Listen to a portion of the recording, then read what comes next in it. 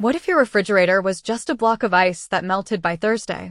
What if a tiny elevator in your wall brought dinner upstairs and a stranger left your milk inside your house every single morning? Sounds insane, right? These weren't scenes from a movie. This was just Tuesday in an American home. Today, we're counting down 10 home features that used to be completely normal and have now completely vanished. Let's go. Before anyone ever said, just put it in the fridge, there was the icebox, and it was exactly what it sounds like. A wooden cabinet packed with actual ice, keeping your food cold the old-fashioned way. Here's how it worked. A massive block of ice sat in a compartment at the top. Cold air, being heavier than warm air, naturally sank down and kept everything below it chilled. The walls? Hollow, lined with tin or zinc, and stuffed with cork, sawdust, or straw for insulation. But there was a catch. That ice melted. Every few days, you had to buy a new block from a guy literally called the Iceman, who would haul it to your door. No Iceman? No cold food. Simple as that. Before this, people had to smoke, dry, or salt everything just to keep it from going bad. The icebox changed American kitchens forever until electricity made it obsolete almost overnight. No AC. No ceiling fans. No thermostat. So how did people survive a hot summer inside a stuffy Victorian house? They opened a window, but not just any window. They opened the one above the door. Transom windows were small, narrow windows built directly above door frames. They could be tilted open using a long pole called a transom operator, pulling warm air out and letting cool air flow through without ever unlocking your front door. They were high enough to protect your privacy, but let in light and airflow at the same time. Practical and architectural. That's the kind of dual-purpose design that modern builders honestly need to bring back.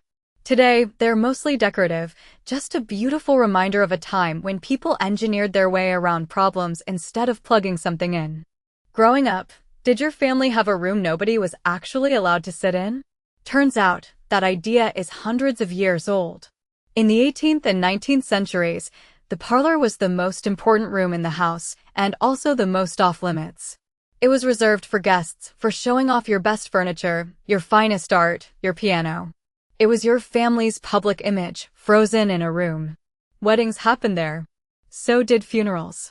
Babies were presented there. It was kept locked, dusted, and perfect waiting. But when radios arrived, then televisions, then entire home entertainment systems, people stopped needing a formal room to impress visitors. They just lived in their houses. The parlor quietly became the living room. Same space. Completely different philosophy. In wealthy American and European homes from the 1600s all the way into the 1900s, there was an entire hidden world inside the house, one most visitors never saw. Servants' quarters were where the staff lived, worked, and slept. In smaller homes, they were tucked into basements or attics. In larger estates, they occupied entire wings, separate staircases, separate entrances, separate lives running parallel to the family they served. The whole design philosophy was deliberate: keep the staff close enough to work, but invisible enough not to disturb the real life of the house. Today, these spaces are fascinating time capsules. Walk through an old mansion and you can literally feel the class divide in the architecture, the narrow back stairs, the cramped sleeping rooms, the service corridors hidden behind grand hallways. History doesn't always sit in museums. Sometimes it's built right into the walls. Every morning, before running water existed, Americans woke up and walked to a washstand. It was a small wooden cabinet, mahogany, walnut, cherry, built specifically to hold one thing: a ceramic basin and a matching water pitcher. You'd pour the water, wash your face and hands, and start your day. It sounds simple, but this was a daily ritual in millions of homes across the country. No sink. No faucet. Just a pitcher of water you filled the night before and hoped was still clean by morning. When indoor plumbing arrived, these elegant little pieces of furniture became obsolete almost instantly. Now they sit in antique shops and farmhouse kitchens as decoration, completely divorced from the function they once served every single day. If you've ever been in the basement of a really old house and noticed one wall is inexplicably stained black, you've found a cool room. Before gas lines and electric heat, coal was how America stayed warm. And getting coal into a home was serious business. Coal chutes were metal-lined tunnels built into the foundation wall, with a hinged door at street level. A coal truck would pull up, open the door, and dump hundreds of pounds of coal straight down into the basement storage room next to the furnace. No elevator. No conveyor belt. Just gravity and a metal tunnel. In wealthier homes, a device called the Riley stoker could automatically feed coal from a hopper into the furnace, luxury tech for 1910. For everyone else, a worker called a lumper would haul it in by hand. Those black-stained walls aren't damage. They're a record. Coal burned in that exact spot for decades.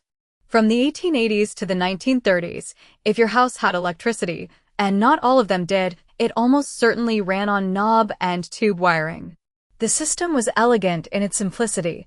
Single copper wires ran through walls and ceilings, held in place by small porcelain knobs and guided through structural beams with ceramic tubes. No plastic casing. No bundled cables. Just bare copper and porcelain, humming with electricity. It worked for the electrical loads of that era. A few lights. Maybe an iron. That was about it. The problem? It had no grounding conductor. As Americans started plugging in refrigerators, radios, televisions, and eventually entire modern lives, the old wiring couldn't handle it. Worse, if it got disturbed or damaged, it became a serious fire hazard. Today, finding knob and tube wiring in a home inspection is a red flag. But it's still out there, hiding behind plaster in houses across the country, a ghost of the electrical revolution. Imagine a small door in your wall, about the size of a shoebox, that opened from both the inside and the outside. Every morning, before you woke up, a man walked up to your house, opened that little door, and put something inside. That was the milk door. And it was completely normal. Before refrigerators were standard in every home, fresh milk was delivered daily, because it had to be. It didn't last. Milk doors were insulated compartments built directly into exterior walls, usually near the kitchen. The milkman loaded it from outside. You grabbed it from inside. No contact required. No theft. No animals getting to it. It was a genius little system born entirely out of necessity. When refrigerators became affordable and supermarkets took over, the whole ritual disappeared within a generation. Now people pay extra to have stuff delivered to their door. The milk door was doing that 100 years ago. Somewhere between the kitchen and the dining room, in the grandest homes of the 19th and early 20th centuries, there was a room that existed in both worlds and belonged to neither. The butler's pantry was a staging area, a professional workspace hidden in plain sight. Silverware was stored and polished here. China was counted and organized. Food was plated and arranged before being carried into the formal dining room. In some households, the butler didn't just work there. He slept there right next to the silver, because theft was a genuine concern and trust had limits even in wealthy homes. Today, the butler's pantry is making a quiet comeback, not as a servant's domain, but as a prep space, a coffee station, a catering zone for people who love to entertain. Same concept. Very different context. Before electricity, before modern apartment buildings, wealthy homeowners solved a very specific problem with a very specific invention, a tiny elevator that only carried stuff, never people. The dumb waiter. Invented in mechanical form by George W. Cannon in the late 19th century, dumb waiters used ropes and pulleys to lift food, laundry, and supplies between floors. You'd load it in the kitchen, pull a rope, and it arrived in the dining room above. No stairs. No spills. No staff trips up and down all day. When electric motors arrived in the 1920s, they got even better, faster, more reliable, larger capacity. They never fully disappeared. Restaurants, hospitals, schools, and libraries still use them today. But in homes? They're rare, a relic of an era when multi-story living required actual mechanical solutions, not just strong legs. Here's something Victorian homeowners figured out that modern apartment renters are still desperately wishing for: how to hang pictures without destroying your walls. Picture rails were strips of molding installed near the ceiling, running the full perimeter of a room.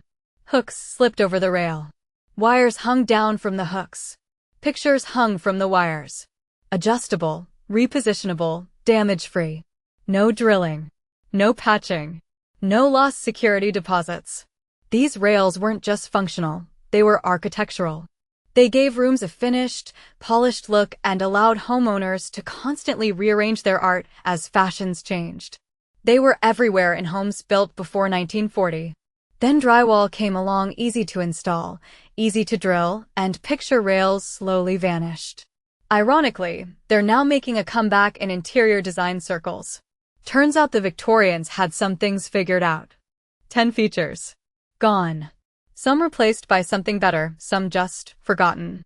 But every single one of them tells you something real about how people lived, what they valued, and how fast the world around them changed.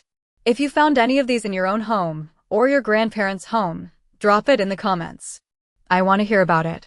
And if this video hit different for you, subscribe. We do this every week. Real American history. Real homes. Real stories. I'll see you in the next one.